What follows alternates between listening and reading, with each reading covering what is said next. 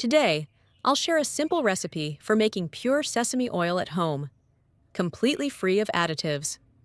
Sesame oil boasts a clean flavor and rich aroma. It is highly beneficial for health, cost-effective to produce, and offers a high oil yield. Let's take a look at how it's done. I have prepared about 900 grams, 2 pounds, of white sesame seeds. First, place the sesame seeds in a large bowl and wash them thoroughly. Using freshly harvested sesame seeds yields more oil. If you want a higher oil yield and easier extraction, choose white sesame seeds. If you prefer a richer aroma and higher nutritional value, choose black sesame seeds. You can also mix 70% white sesame and 30% black sesame to increase the oil yield while retaining the distinctive aroma of the black sesame. If time permits, soaking the seeds in water for 6 to 8 hours softens them, making them easier to grind and helping to extract more oil. We often use sesame oil because of its many health benefits. Oil pressed from sesame seeds not only offers a rich aroma that stimulates the palate, but also aids the body in better nutrient absorption. Sesame oil is rich in vitamin E and natural antioxidants, which help protect cells and slow down the body's aging process. The lecithin found in sesame oil is another beneficial nutrient. It supports brain function, aids fat metabolism, and contributes to cardiovascular health. Furthermore, homemade sesame oil contains no additives, making it a safe and reliable choice.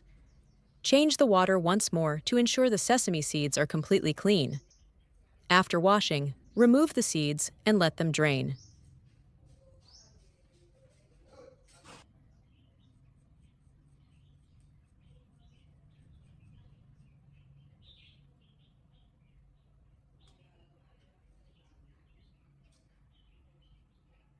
Next, place them in the pan. The pan must be thoroughly cleaned so the sesame oil doesn't pick up any off flavors. If you have a large quantity of sesame seeds, you can roast them in batches to ensure even cooking without burning. When you first add the seeds to the pan, they still contain moisture, so use high heat and stir constantly. As the moisture evaporates, the seeds will become dry and loose, no longer sticking to your stirring utensil. At this point, reduce the heat to medium, as dry sesame seeds burn very easily. Keep stirring steadily. Where are you watching this video from? Please leave a comment and let me know. When you hear light popping sounds and the seeds turn slightly yellow and plump up, lower the heat to low and continue roasting.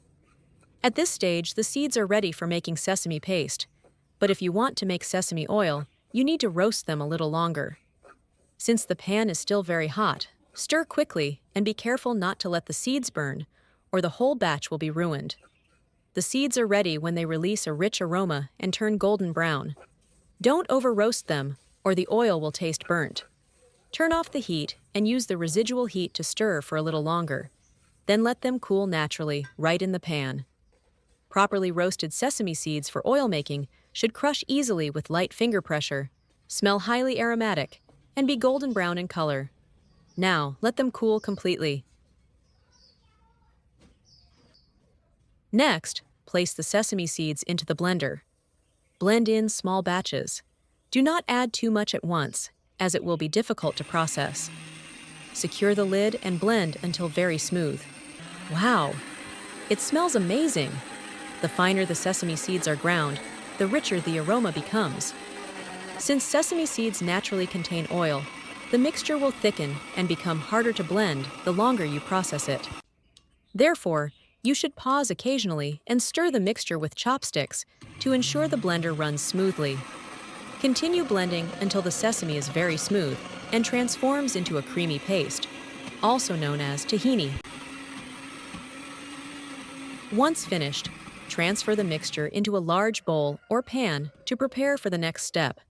This is pure sesame paste, provided the seeds did not burn during roasting.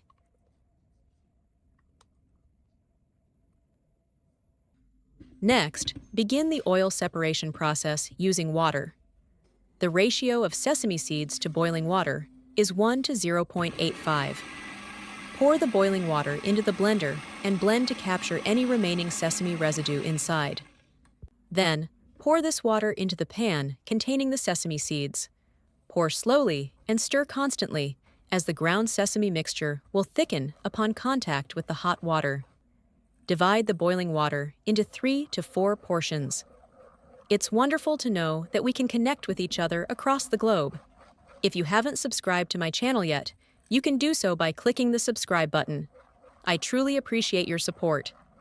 Once the mixture reaches this consistency, it is ready. You need to stir continuously. The oil will gradually rise to the surface. Observe the sides of the pan, and you will see the oil beginning to rise. You can gently shake the pan to help the oil rise faster.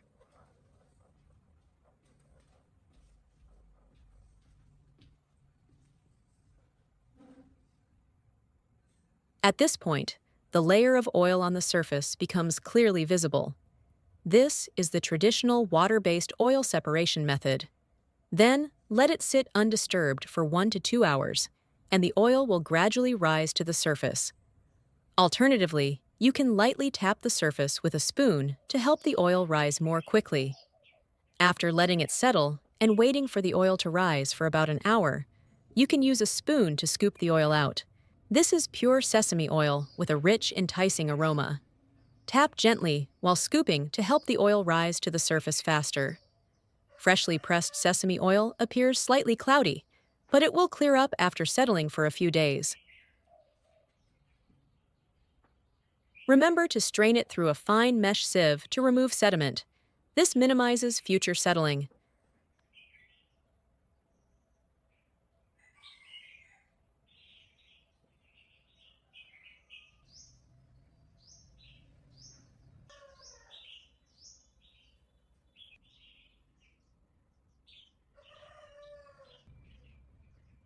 Finally, seal the container tightly so you can easily scoop out what you need whenever required.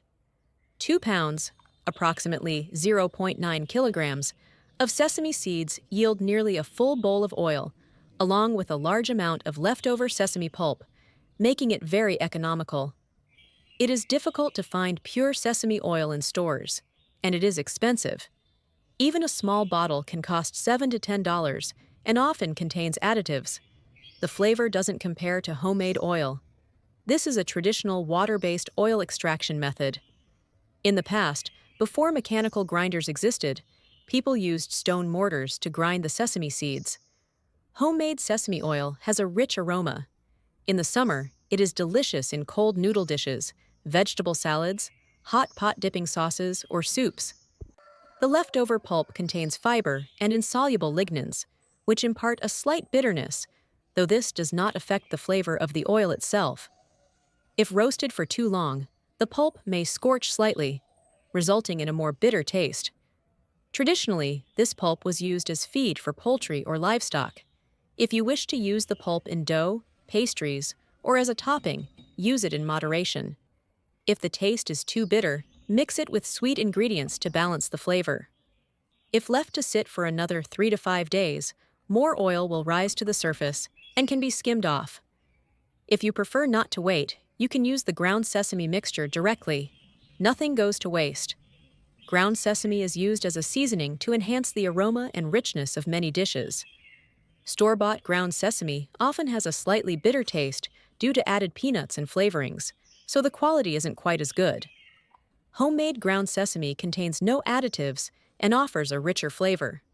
Depending on your taste, you can mix in crushed peanuts or oyster sauce, then serve it with rice, noodles, or bread. So, have you got the hang of making sesame oil and ground sesame? A jar of sesame oil and ground sesame like this lasts my family several months. It's very cheap and simple to make, truly economical. If you like the idea of homemade sesame oil, give it a try. That's all for this video. If you have any thoughts, please leave a comment below. If you enjoyed the video, please give it a like. Don't forget to share the video with your friends and family. Remember to subscribe to the channel. Thank you for your support. Goodbye. See you in the next video.